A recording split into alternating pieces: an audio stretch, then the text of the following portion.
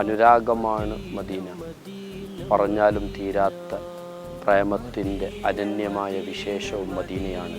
മുഹമ്മദ് മുസ്തഫ സല്ലല്ലാഹു അലൈഹി വസല്ലം. അള്ളാഹുവിനെ അറിയുക എന്നുള്ളതിലേക്ക് ഒരാൾ സഞ്ചരിക്കുമ്പോൾ മുഹമ്മദിയത്തിൻ്റെ അലങ്കാരമീമിൽ അടങ്ങിക്കൂടുക, അവിടത്തോട് ഇഷ്ക് വെക്കുക എന്നല്ലാതെ മറ്റൊരു വഴിയുമില്ലല്ലോ.